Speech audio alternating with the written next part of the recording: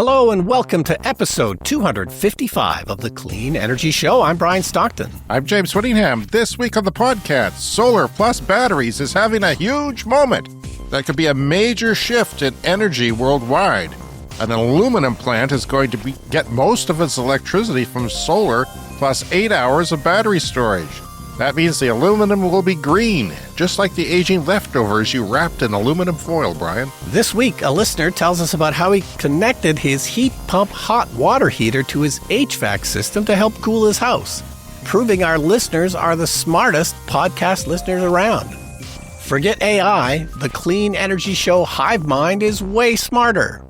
It's not good enough to recycle 90 or 95% of lithium from batteries. As we've talked about previously on the show, someone has gone out and made it 100%, which is great news. Now we can recycle lithium forever, just like we'll be recycling climate disaster headlines for the rest of our lives. And that joke was written by AI, Brian, because the refinery near my house exploded this morning. More on that later. Yikes. So I had to get AI to do it. And Brian, it knows we're all going to die. It knows. New technology for drilling could help power future geothermal energy production. Millimeter wave technology is similar to a microwave oven and can drill through rock deep in the ground. The rock blasted with millimeter waves becomes almost as hot as a microwave burrito. Whoa, all that and more in this edition of the Clean Energy Show. So, just got back from Fargo, North Dakota. When'd you get back? Just got back on Sunday. Okay, Sunday night. And we checked out the Fargo Film Festival. So I found out a couple of years ago, they moved the festival 2 weeks later. It used to be very early in March, and now it's 2 weeks later. And they did that to try and avoid the worst of the winter weather. Mm-hmm. But of course, 2 years ago, even though it was 2 weeks later, massive blizzard. And then this year, we had another blizzard. That's a smaller one, but a mini blizzard on the way out of town when we were driving back. So is that right? Yeah, we drove north from Fargo to Grand Forks.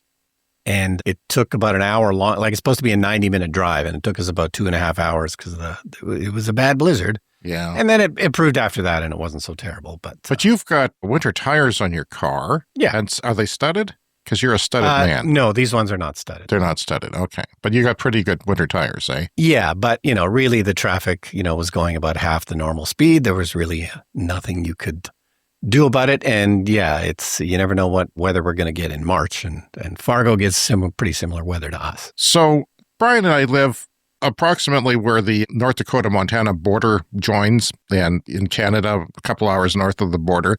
So what route did you take to get there? Did you go to Winnipeg first and stay overnight, or how did that work? Yeah, we stayed in Brandon, Manitoba overnight on the way down there. Oh, really? So you wimp. Here to Brandon's nothing. I could bike there, for God's sake. Come on. Yeah. 4-hour drive. That's a short leg.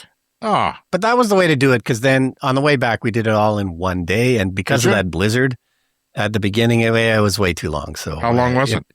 Well, 10 hours at least. Yeah, that's a long day for a man your age. Yeah. So I think, driving 4 or 5 hours is the way to go. I don't want to do that anymore. But quick recap of the Fargo Film Festival. It was the 25th edition. I was there for the first time in the third year, 2003. So I wasn't there quite from the beginning, but have been going on and off since 2003. There was a fun documentary about obsessive film collectors, people that steal, I guess sometimes they steal them, but, secure old film prints of movies and secure them in their own private collections and occasionally donate them to archives. And they often end up back at the studios that made them. The studios have often, not taken care of their own film prints. So every once in a while, one of these collectors gets a call from a studio saying, hey, do you have a copy of this movie that we made, 80 years ago? But anyway, there was this one guy who drives around the United States finding abandoned drive-in movie theaters, and he'll find the owners and he'll get permission to go into the old projection booths, which have been often closed for 20, 30 years. And there's often old movie film prints in there. And he knows that, eh? So he's been going back, trying to collect. That's very interesting. And that's his hobby, driving around to abandoned drive-in movie theaters around the United States. But does he make money off of it too? I mean, occasionally you would probably make money by selling one of these prints. But no, this is a hobby for people who like losing money, mostly. Okay. That'd be me. But anyway, they had a 40th anniversary screening of The Breakfast Club with Molly Ringwald was in attendance. She did a Q&A afterwards. That was a fun time, packed theater. People just love that movie. It's this real time capsule. Can you from the imagine 80s. watching The Breakfast Club with one of the primary cast members? I mean, that's weird, eh? That's wild. No, and the audience just loved, like, people were quoting lines from the movie as it was playing. Oh, there were some fanatics there. Oh, yeah, fanatics. They were singing along with that Simple Minds song and everything. But one of the central plots, so the Judd Nelson character, these are characters stuck in a detention all day at a high school. The Judd Nelson character is completely awful to the Molly Ringwald character throughout the entire movie. And then she kisses him at the end. Like, it makes absolutely no sense. Oh, it like, makes total sense. And Molly Ringwald wrote an article about this a few years ago about how these movies don't really hold up in terms of the, the male-female dynamics, but didn't bother the audience at all. They just loved it, ate it up. Well, as the parent of a high school girl, I can tell you that they're still awful to girls, even when they like them. Yeah, I guess that's how it works. But anyway, Fargo now has a version 4 Tesla supercharger. I was completely surprised by this and a little bit confused. Who? It must be brand new. Where? In Fargo. They now have 2 superchargers in Fargo. 2? 2. It's not a huge city, Fargo. It may be famous, but it's not a huge city. And I've been to their other supercharger, and it's not like it's super busy or anything. So I don't know what prompted that, but it must be just brand new because it wasn't showing up on Google Maps. It only showed up in the Tesla navigation. Okay. So we went there to charge on the way out of town. I'd never used one before. The cables are just a lot thicker and heavier. Are they? So it's a bit more probably like, using a CCS charger. They're a little bit more unwieldy to manage. But so some of these cables, when they have so much power, they actually have cooling loops, like a fluid, goes through a tube just to pull the heat off of it so that, it doesn't go down. It doesn't become more resistive to the electricity going through because of heat. Yeah. I'm talking like I know what I'm talking about, but I don't. I'm not an electrical engineer. They're thicker and heavier cables. They're a bit harder to maneuver, and they won't charge my car any faster. Like, they do have a higher, faster. Who does it benefit then? The future? The future? What about, say, a Porsche Taycan who comes up and can charge at around, what are they, 350 or something? Would they be able to take advantage of that with an adapter? I would think so. Or they're not the ones with the different plugs on them. They're just V4, right? They're not the... Yeah, it's just V4. It's got the standard Tesla plug on it, yeah. But there's some that will dispense a CCS adapter with it if you do it from the app. It wasn't one of those, eh? Yeah, no, and I think those are only the version 3 ones. Okay. These are different looking pedestals. They're solid rather than have a hole in the middle. But anyway, that was a weird surprise. I don't know why they have 2 supercharged. And the one in Grand Forks is a new one, so we stopped there for the first time. So there's now quite a few chargers on the way there. Yeah, and it used to be even more of a desert than we are in Saskatchewan, Canada here, which we have problems. But people wanting to go south, and there was a lot of them, less so now for some reason, but there was a lot of them that wanted to go through the United States, myself included. You, a regular yearly visitor to the Fargo Film Festival, they should make you a board member or something. Why haven't they done that? Sure. But there's not a lot of stuff going on down there as far as charging goes. And, there's an east-west interstate that's really kind of not great for EV drivers, but I think that's changing now. Yeah, and there's supposed to be a supercharger opening in Minot, but it's still not open, and yet Fargo has 2 of them. It's a bit strange. Well, the Minot one's going to be important for people in our province going south. You will have more options when you do make that trip. So, Brian, I woke up to the news, not to the explosion, but there was an explosion. I live, 3/4 of a mile from a refinery, and I'm not too worried about it blowing up. It could blow up. Yeah. Refineries very rarely blow up. They have a lot of safety in place. Not too worried about that. But if it did, a lot of people would be dead, including the workers and some of the people in my neighborhood in Regina, Saskatchewan. But it did have an explosion again last night. It's been a few years since that's happened. And I have a clip of that because somebody recorded it on their security cam outside their house. Oh. Now I'm thinking the news station didn't say where this was in town, but I noticed that the flash from the explosion happened a lot sooner than the actual explosion. Listen to this.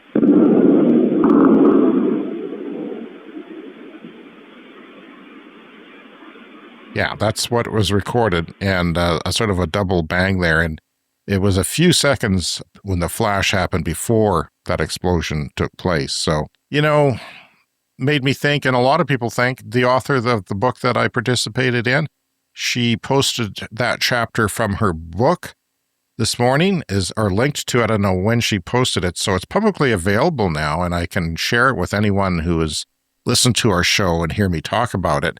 Especially if you live in our city, I'm telling you, people, you need to read this and be aware of it. You shouldn't not know what's going on, and I think it will cause you to close your windows and maybe even buy an air purifier like I did. It's a large diameter, I think it's 16 kilometers where the cancer rates go up. That wasn't mentioned in the book. That's a Texas study. I don't want to get sued by anybody, but I noticed that the fire pictures on the news had unmanned hoses, like the hoses were set so that they could not be near what they were putting out. I don't know if that's a safety concern or an air concern. Fortunately, there was only 2 minor injuries, and they were apparently very minor. But if you watch, you can go to our Patreon page. If you're listening to this, by the time you're listening to this, it'll be publicly available on our Patreon page. As we record this and our Patreoners get our podcast early, they're getting access to that. So it's a good read. I find it a chilling and informative read.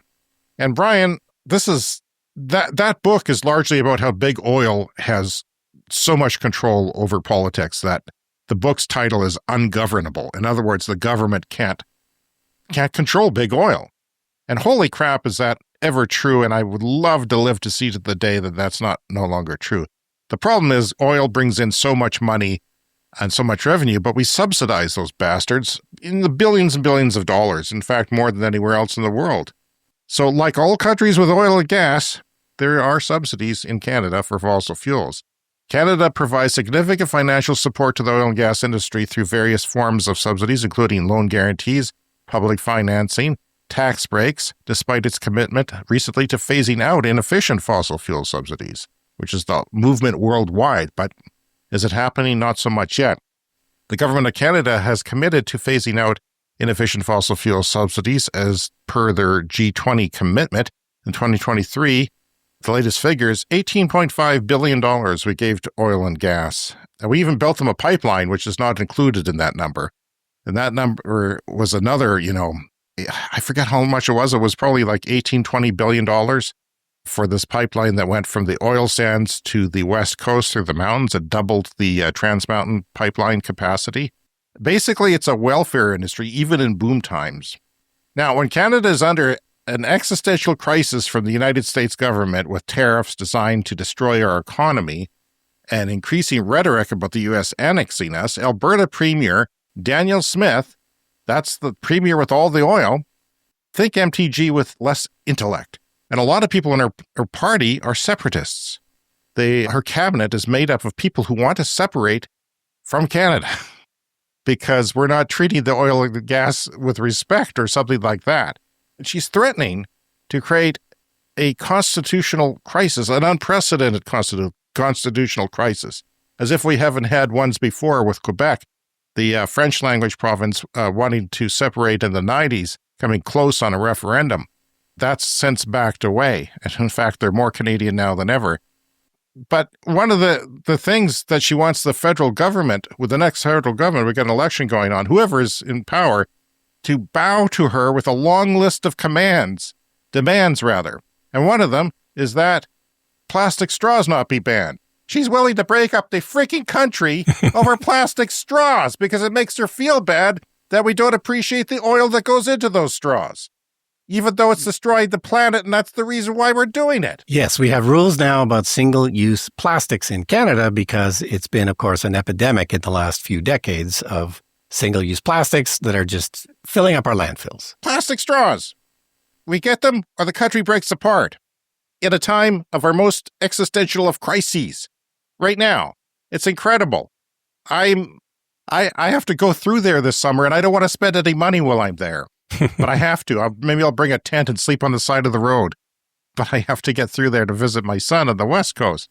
She's also calling for net zero electricity and vehicle targets to be shelved. In other words, this is the stuff of Yemen. Yemen has the same point of view. Like very few countries in the world are calling for this. We're all got together with the COP summits and agree on stuff. And because she has oil, because she's addicted to the money, she has sold her soul to Satan, and everyone in Alberta has by voting for her.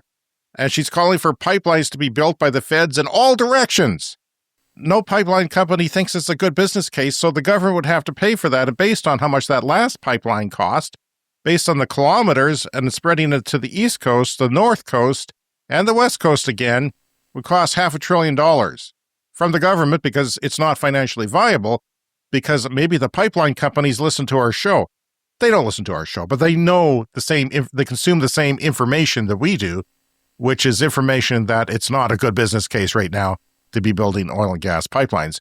And that she's scared because of what we talked about on the show a couple of weeks ago about the U.S. refineries saying, well, we don't need Alberta oil. We could shift if we had to. That scared the daylights out of her. That and the Chinese road crude oil demand peaking last year or in the next couple of years. That's because they were counting on that. So yeah, $500 billion perhaps from one estimate. And we have to put an end to this. Brian, I'm sick of this. It is just the refinery book covers how, it's ungovernable. And then the governments of people who do have oil are willing to pretend up is down, black is white. They're pretending the world is not burning, and she wants to double the output of oil.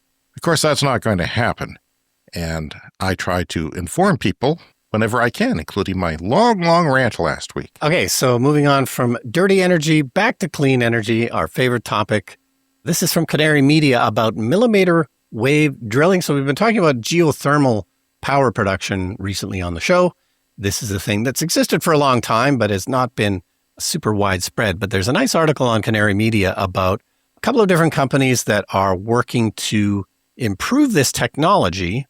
And one of the ways is millimeter wave technology. And apparently this is kind of similar to microwave technology. It's a way of drilling with, microwaves or millimeter waves, and you can drill through rock. And apparently you can go like several miles deep with this kind of technology. And that's all you need for geothermal, really. Yeah.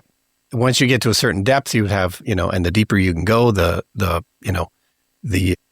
hotter it gets. I love the headline of the article. The smell of toasted rock could spell victory for geothermal energy. Yeah. Yeah. It's I don't know apparently what that smells like. Toasted rock has a smell, but yeah, instead of drilling it with conventional drills, you blast it with these millimeter waves and it liquefies it. And then, you suck that rock out and you can end up with these very, very deep holes. There's another company that currently has a tunnel 3.4 miles in New Mexico.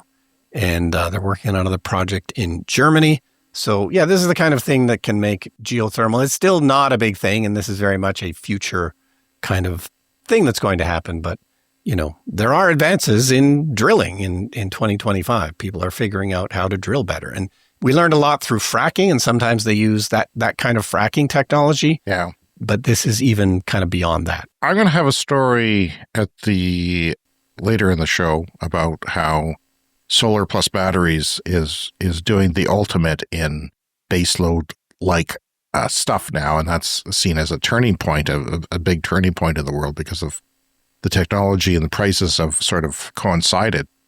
But I know that there's advances in geothermal. I know that there's even deep drilling going on, very, very deep drilling. And they're advancing, but I also know that it's slow. It's like nuclear energy slow to do these things. Yeah. And that's a bit of a concern because we have less than 10 years to decarbonize the electricity grids of the world. Yeah. And as we often talk about on the show, if I was trying to create energy, solar, wind, and batteries is by far the simplest and quickest. So that's what I would tend to focus on. These other things like nuclear, it just takes too long. It's more complicated than it needs to be. And yet, yeah, people are going to work on it, and hopefully someday it works. And by the way, except for our AI joke earlier, this is a podcast powered by solar today. It's a nice sunny day, and Brian and I both have solar going strong. Yeah, I just worry about that. I know that it's great.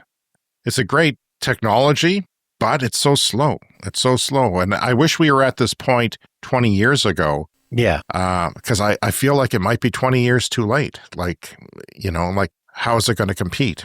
And it's great that it's base load, and it's great. Maybe it's greater for Canada because we have such seasonal variability of solar. Maybe it's great for places like us, but we don't have that much geothermal around here. Ours in Saskatchewan that they've been trying to do, it's 3 years overdue already, 5 years total. is right at the U.S. border. That's the only place where it's viable. It's in, I think it's in North Dakota or Montana, that there's this sort of kind of where the oil is kind of where the geothermal is as well. But yeah, hopefully that makes some progress. You had an update from that a couple of weeks ago, and we'll see. But if you can drill deeper, then they say you can do this anywhere, pretty much anywhere, right? So if you can get through whatever's there, then yeah, we could do it. We do have some geothermal around here for spas, right? There's a spa in Moose Jaw that has it. They're thinking of doing that for a swimming pool here where we are, although it's an expensive proposition. I'm hopeful for it. I think there'll be some use case scenarios for it, and I think a lot remains to be seen. Aluminum from solar plus batteries in Australia. This is what I was talking about. This is from The Guardian and some other places. You can see it on your clean energy blogs and various places as well. The tariff war that we have here in Canada, you may not be paying much attention in the United States, but we sure are in Canada. And there's a lot of talk about how auto parts go back and forth, and our auto industry is strong and needs to stay strong, and it's reliant. This is just the way they did it. But I also learned a lot about aluminum, Brian, because a lot of the world's aluminum is made in Quebec, Canada, and there's a reason for that.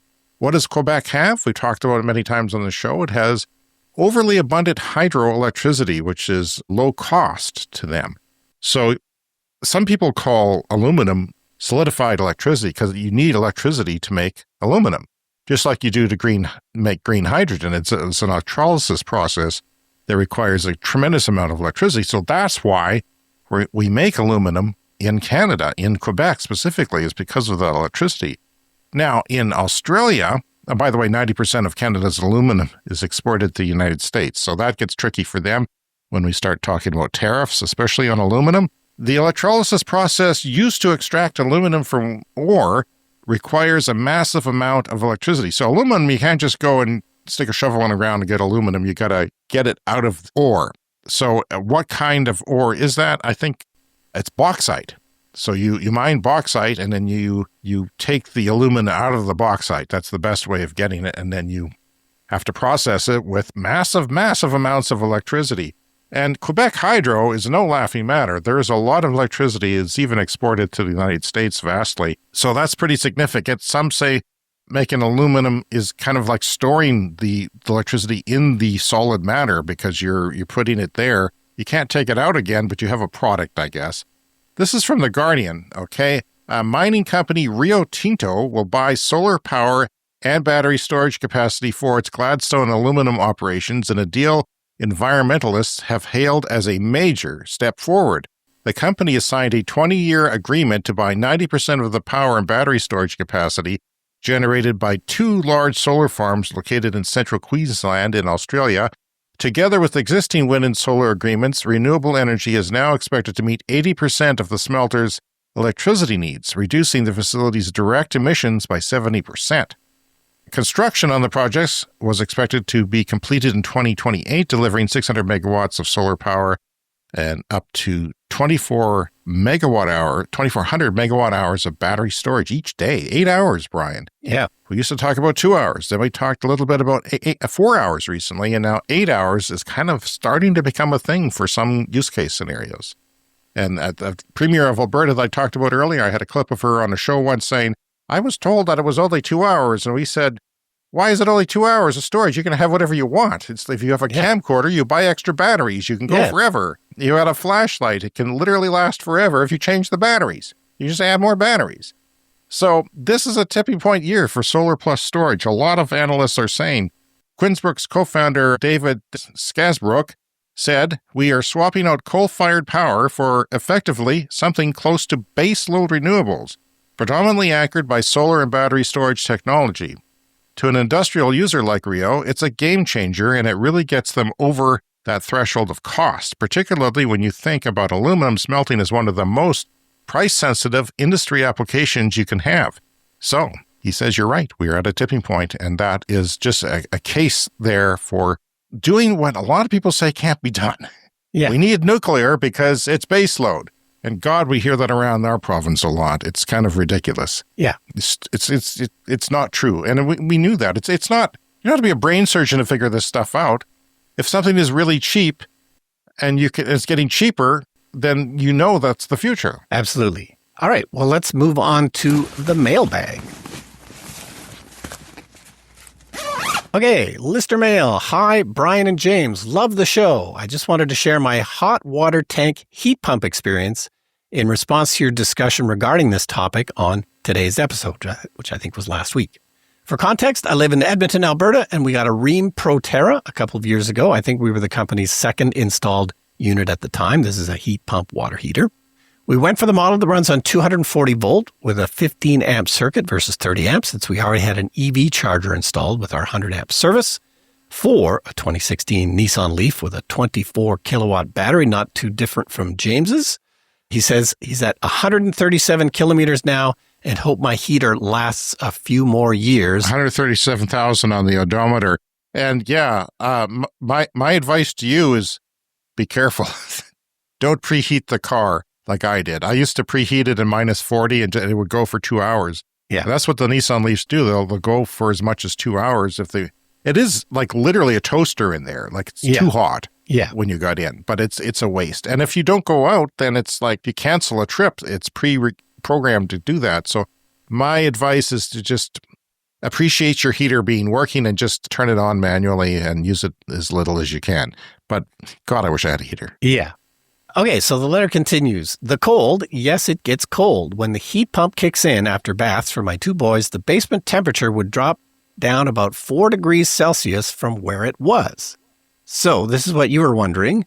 In the room that the heat pump is in, it actually has to expel cold when it's making heat. So that room can get colder, and he says 4 degrees Celsius. This is the whole basement temperature, though. The whole basement is getting 4 degrees colder. Yeah, you're right. That's what he says. You're going to feel that. That's significant. Okay, it continues. In the summer, when we turn off our furnace, it would feel really cold when sleeping in the basement. In the winter, the gas furnace cancels out the effects when running. After a year of this, we hired the company to connect the heat pump to our furnace ducts so it circulates the cold air throughout the house. We were the first customers to do this. This has the benefit of some modest AC during the scorchingly hot summers of late. If in the winter, the furnace cancels out any cold so we don't notice it much. The noise, it registers at 50 decibels on my phone at a meter's distance. When watching TV in the next room, it's not really an issue with the door closed. Neither does it bug me if I sleep in the TV room.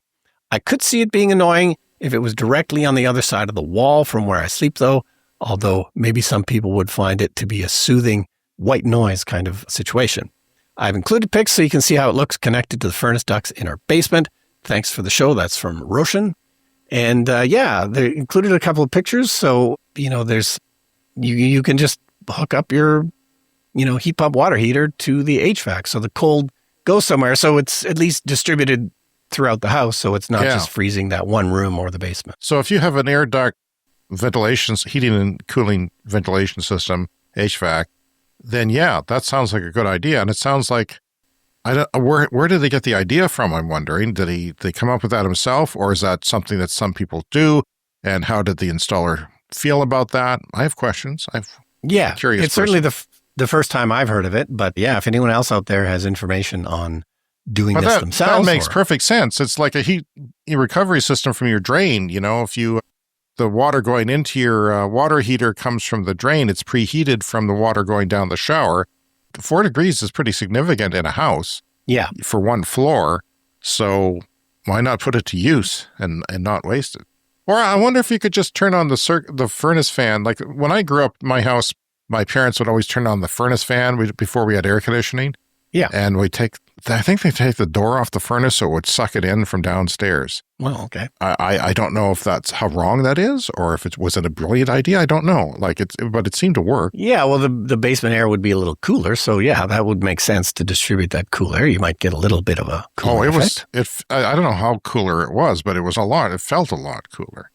Anyway, we'd love to hear letters like that or anything that's on your mind. Anything. We don't care. We've also got other letters that we're not featuring on the show. We thank you for writing them in, and we'll look at those stories that you suggested.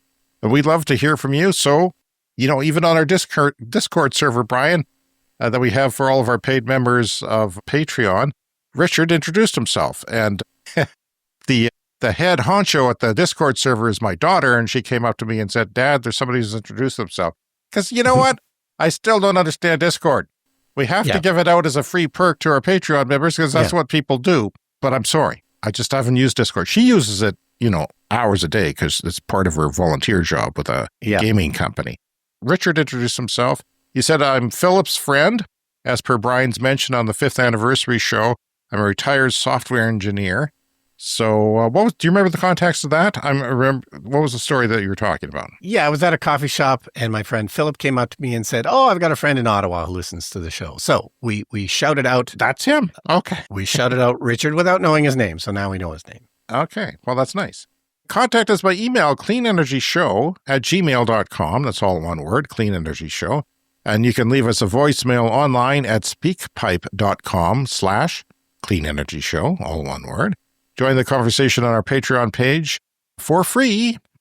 Get access to additional content and all of our social media posts, as well as additional content that members get. And welcome to the new members, Landon Yu, Mr. and Bob Eaton, Josh Engen, and Sean Ennis. Follow there for free. Join a paid tier to support our work. Get lots of those perks in return, including our Patreon podcast that comes out once a month, ad-free episodes, and shout-outs on the show. Okay, another story from Canary Media. This caught my eye because it mentioned the fact that often lower-income homes actually use more power per square foot than other larger homes. Like we all know about giant McMansion homes, which are kind of becoming the norm here in North America. And they're huge users of energy, but because you might have a smaller home, but it often is maybe not insulated properly, maybe doesn't have the newest technology, that often smaller homes with, lower income residents use more power per square foot. This was really, really surprising to me. So this story comes from Duke Energy, North Carolina. This is a utility there. And when COVID struck, they kind of came up with a program to help their lower income residents with bills, and the rate hikes. And they're now extending that program to include things like energy upgrades. So if you can upgrade the insulation in your home when you can't really afford it, then, maybe this won't be the case in the future that, a smaller property uses more energy per square foot. This is something we have to do. It's you always hear about this as a strategy in government policy, is helping people do building energy efficiency upgrades, whether it's industrial or residential or single-family homes. And there have been, over the past 20 years, we've seen stories about low-income people getting solar. It doesn't happen a lot. Yeah. But, Van Jones from CNN, that's kind of how he started, was a nonprofit for helping poor neighborhoods get solar on their roofs and thus lower their energy bill. And there's talk about having programs for rental houses that do that because a lot of low-income people are renters. It is, I understand that. Like my starter home here was a wartime house. Like it was one of those very small A-frame houses that was efficiently built for soldiers coming home from World War II. But it was built in 1946 and, I think it had real insulation in the walls, but there was occasional places where newspapers were the form of insulation, which was interesting to find them, really old newspapers. But yeah, and then I remember during that time, this was, in the early 2000s, there was a nonprofit in Toronto that had this plan to upgrade wartime houses because there was tens of thousands of them in the country. Yeah. So if they could have a one operation fits all where they learn from that. And I was very interested in that, but I don't know what happened to it. Yeah. Honestly. And there were many, many houses built with that plan, the same one as your first house. So absolutely, if you figure out how to do it for one, you can do it for more. And if I have anyone, advice for people buying a house, I wish I had done that more when I bought my home because we have upgraded insulation, but only in kind of bits and pieces and where we need it. So if you buy an old house, that's probably the first thing you should do is maybe rip down the drywall and spray foam everything and, get it up to a more modern standard. No, it's not cheap. That's the unfortunate thing. And of course, that's why I didn't do it at the time. But if you can afford it, or if it's in your budget with buying the new house or a fixer-upper, for example, some people buy houses that they intentionally fix up. And I kind of did that here with a lot of things. Like it wasn't a move-in ready house as far as our family was concerned.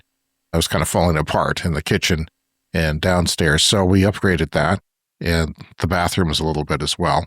You'll have a better experience it'll cost you money, but you'll save money over the long term. Your monthly bills will be lower, and all that goes up in price, right? Your electricity, your heating costs all goes up over, say you're planning on staying there for 25 years. You're guaranteed that price will be higher then. So it's a good investment, and it's more comfortable. Yeah. Especially if you live in a cold climate like we do, or even absolutely. moderate. And it's often it's one of those upgrades you don't automatically see. Like you don't see the insulation behind the walls. So some people have a tough time justifying the cost when it's an upgrade that, potential future home buyers can't really see.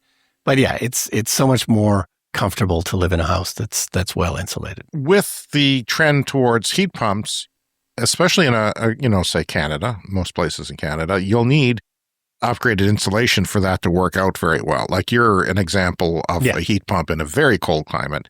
Yeah. It would work had you better insulation the way you figure it, right? That's what you believe, that it would work fine. It works fine 99% of the time. It's just when it's minus 40, it's got a little bit of trouble keeping up. So, we have a few rooms that we should do some more insulation in. So what do you do? Do you gut those rooms? Well, yeah, I would probably take down the drywall and then spray foam it. That's my sort of. So you're pro spray foam so far, yeah, right? There's many different ways to do it, but I've always liked spray foam. Because? I don't know. I like the simplicity of it, and it can't get moldy, really. It's a vapor barrier. It adds to airtight. Yeah, it's a vapor barrier as well as insulation. So does that come down in price, or do you find it's pretty expensive still? Yeah, it tends to be expensive, I guess. But okay, well, it's a good way to do things, and I wish I had, my. I wish I could do that. I wish I could spray foam everything. There's spray foam here in my bomb shelter behind the drywall. So last night, 2 nights ago, I had insomnia, the worst insomnia. So I had like 3 hours of sleep all day yesterday. Couldn't think straight. And then I went to bed last night really tired. And I woke up really hot. Like I've got this foam on top of my mattress because it's a little stiff. Yeah. A little firm for my liking. And it's only a couple of inches thick or not even. And it makes me so hot. And I don't know what it is, but my bedroom here is like 13 by 13 feet or something like that. That's where I'm podcasting from today. And it's got a router, which seems to go, generate heat. Yeah. Too much heat. I don't know why they can't make those things more efficient. So I woke up sweating and I said, my window was already open. Like it's wintertime here. And I already had it open a couple of 3 inches. And I just had it wide open. I just opened it all the way because the wind, if the wind was coming from the direction into the window, I would be an icicle in no time. Yeah. But because it was coming from a different direction, which was advantageous when your refinery blows up and you want to be upwind, not downwind from the refinery, which turned out well. But had it not been the case, my window would have been wide open during a toxic leak of something. And we don't know. And we will never know, unfortunately, about what leaked out of that refinery for toxins. No one will know because they're ungovernable, and it pisses me off. All right, Brian, nearly 100% of lithium is recycled in latest EV battery breakthrough. This is from The Independent. We have a link there in your show notes. Always turn to your show notes for links, or sometimes we have stories on our Patreon page, and sometimes they are gift links, so you don't need a subscription to the news site that you're going to. Scientists have developed a method that extracts an astonishing 99.99% of lithium from old batteries. This is scientists doing science, Brian. Yeah. This is good things. Remember when scientists were cool? When we all looked up to them? We didn't poop on them? This could be a game changer for reducing e-waste and making electric vehicle production more sustainable. Let's break it down. The growing problem of battery waste. We all know that lithium-ion batteries power our modern world. We know that from our show, from smartphones to electric cars and everything in between. But what happens when these batteries reach the end of their life? Right now, millions of old batteries are piling up. Not so much EV batteries, but batteries from stuff, creating a massive e-waste problem. Traditional recycling methods are not only inefficient, but also environmentally harmful due to toxic chemicals and emissions. A team of Chinese researchers has discovered a revolutionary way to recycle lithium-ion batteries. Their method uses tiny micro-batteries to break down key metals, lithium, nickel, cobalt, and manganese before extracting them with an amino acid called glycine. The result, nearly 100%. Let's call it 100%. 99.99, I think that's 100% in my book. Let's round it up. Lithium recovery. along with impressive recovery rates for other essential minerals as well, which are not at 100% but closer than they were.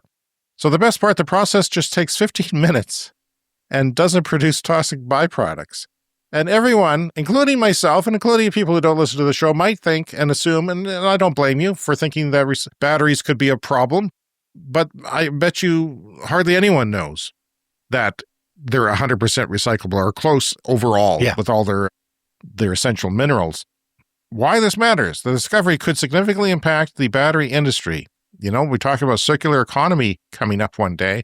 That's what we're all gearing towards, is that once a certain amount of electric vehicles get put onto the streets of the world, then we don't mine hardly anything for them because we just use the recycle, because that's the cheapest way to do it as well. It's cheaper than mining. For one, it makes recycling more cost-effective and environmentally friendly. It also helps reduce the need for mining new lithium, which is an energy-intensive and often controversial process. With EV demand soaring, a substantial lithium supply is crucial. A lot of people worry about that, but we've also reported on the show that there's plenty. They just didn't look for it before. Now they're looking for it, and there's actually quite a bit of it. The researchers believe their method could pave the way for large-scale, pollution-free battery recycling. And if this technology is commercialized, it could transform the way we handle e-waste and strengthen supply chains for critical minerals. So that's always a good news story when that happens. Yeah, and like a lot of clean energy technology, this is still only the first or second generation of this process. We're just beginning, man. We're just starting. Yeah, so it's already pretty damn good progress, I'd say. If they're already at 100% for lithium and then getting closer, presumably, for other materials, you know, this can only get better. Well, coming up next, it's the lightning round.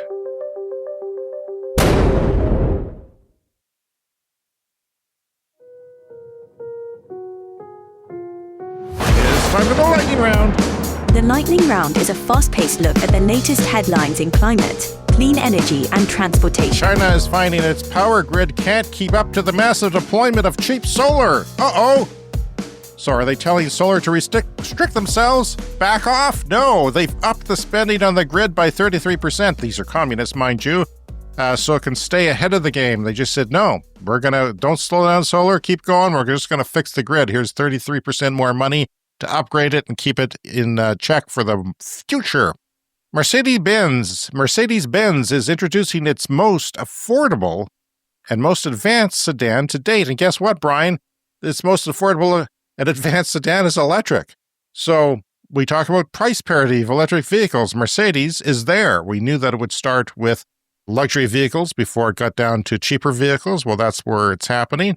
So if you want a Mercedes, buy an electric one. And I think, you should if you want a Mercedes, because it'll be a better vehicle. This is an example of price parity, of course, and battery prices and experience in manufacturing. We all knew this. 5 years of this podcast, we all knew the story. Germany has put their 2045 net zero goals into their constitution. Wow.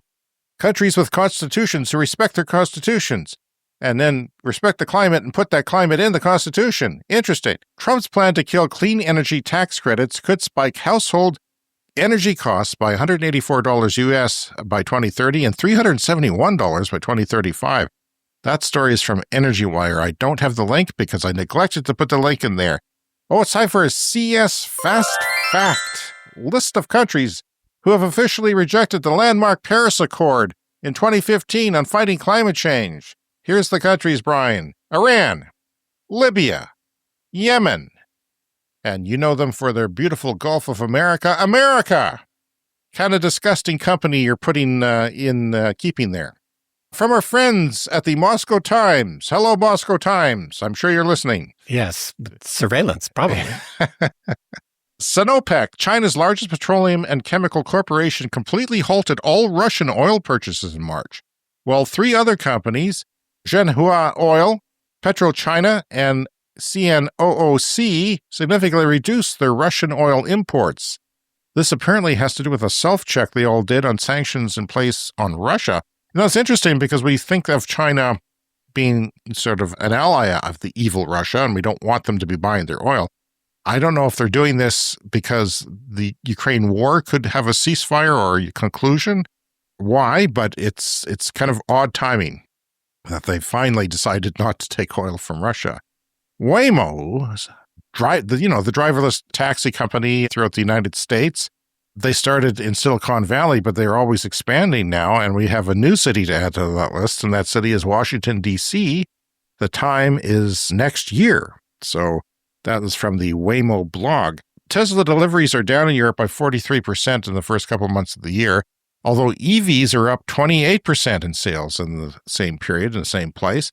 And Brian, I thought to myself, that's remarkable, not because Tesla sales are going down, but because EVs are not going down with it. It used to be that Tesla was the whole shebang, and now we finally have a lot of competition where even if Tesla sales go down for whatever reason, the EV sales aren't affected by that. So that's pretty cool. That never used to be possible. BYD has made progress on silicon-ion batteries that are set to be cheaper alternatives to lithium-ion. This is a 10,000-plus charge cycle battery, Brian. And if you think of normal EV batteries, they're rated at 1,000 cycles. It doesn't mean you can charge them 1,000 times, but it means if you charge them from 0 to 100%, which no one ever does, 1,000 times, then they're only going to have like 70 or 80% capacity or 80% capacity, and that's going to be their essential life. But this is 10,000. Now, they're talking about putting these in battery storage, and they are. They've already have megawatt hour level grid battery systems with these, because when you charge, the batteries, the grid guy who talked to my wife at Pickleball said, the batteries that we do have, they only do 1,000 cycles. So we're trying not to use them, which is stupid. That's not how it works. Yeah. But there's a cost to those batteries based on how many kilowatt hours how many thousands of 1,000 watts for an hour, how many hours that 1,000 watts is usable. And then you pay that much money. Maybe it's a few cents. But if you 10x that, then even if the battery's substantially more expensive, which sodium ion might be at this time, where it's going to be cheaper in the future because sodium salt is cheaper than lithium, 10,000 cycles means that those grid batteries, it's a game over. Once those start getting deployed worldwide, your Australian aluminum smelter, it might even be cheaper than the Quebec's hydro. They might even move off of the hydro that is abundant there and move on to something that is solar and batteries. And it's also got better low temperature, which is something you and I are interested in because we live in a very low temperature place. It really kills our battery range in the wintertime. And also high temperature performance, which means they can charge fast because one of the reasons they don't charge batteries as fast is the heat. They want to keep the heat down. And if you don't have to worry about that as much, then you can charge them faster. So that's cool. We'll have more on that later. Well, here's another CES fast fact. Nearly half of the world's buildings that will exist by 2050 have not yet been built. Wow. Half of the world's buildings that will exist by 2050 have not yet been built. So there's a great opportunity to make them energy efficient. You have to. It has to be that way. EVs will save the EU 20 million tons of CO2 emissions this year, just from the EVs that are already there. That is in Europe, 20 million tons of CO2 pollution saved because people are driving EVs. UK will plant 20 million trees in their first national forest in 30 years. That's a good news story. Emissions from building sector have stopped rising for the first time since 2020, the United Nations finds. Steel and concrete are 18% of the world's carbon emissions. And we have a link to that at the UN. And finally this week, Brian, a landmark lawsuit where kids sued America comes to an end, and not in a way we hoped, but it could have been worse, and we're going to recap all the good things that came from them doing it in the first place. This is the youth climate lawsuit that shaped many that followed it. This is 10 years old now, including two successful ones that we featured here on the show. One was in Montana, suing the Constitution there. And this is in the New York Times, has a story on this, and of course other people do as well. The Supreme Court on Monday declined to hear an appeal in a landmark climate case brought by 21 young people against the federal government, ending its 10-year journey. Like, I remember one of these people was 19 at the time, now she's 29, and that's a long chunk of your life there. But the case provided a blueprint for numerous other climate-related lawsuits that have had greater success. Yes, this has been a blueprint and has started climate lawsuits around the United States. Juliana v. the United States argued that the government had violated the constitutional rights of the plaintiffs with policies that encouraged the use of fossil fuels, but it was dismissed by the United States Courts of Appeal for the Ninth Circuit, where the judges ruled that the courts did not have the right we're not the right venue to address climate change. Our Children's Trust, we've talked about them a lot. That's the Eugene, Oregon nonprofit law firm that represents the plaintiffs, made its final legal gambit in the case last year when it asked the Supreme Court to vacate the appeals court ruling and allow Juliana to proceed to trial in a lower court. And that position was denied on Monday, but some observers also had considered it risky that they even went to the Supreme Court because, the Supreme Court of the United States, very ultra-conservative right now. They could have used this as a way to hurt the climate, to hurt climate legislation and law. So it didn't happen that way, thankfully. But it's been a run, but now it's like somebody has died but has started a whole wave of good things. Yeah. And that will continue on and continue on and continue on. And it's not the end of the world. And the Supreme Court didn't jettison longstanding environmental protections in the process, which is a good thing. Yeah, it's always a mixed bag when it comes to these climate lawsuits, and not all of them are going to survive. The law is a complicated and tricky thing, and sometimes it's just not going to work out, but it's amazing to try. All right, that's our show for this week. You can contact us, cleanenergyshow@gmail.com. We're on social media as Clean Energy Pod. You can join our Patreon for special posts, and you can support us with with a purchase from our Clean Energy Show merch store, and rate and review us on Apple Podcasts. And remember to hit the subscribe button.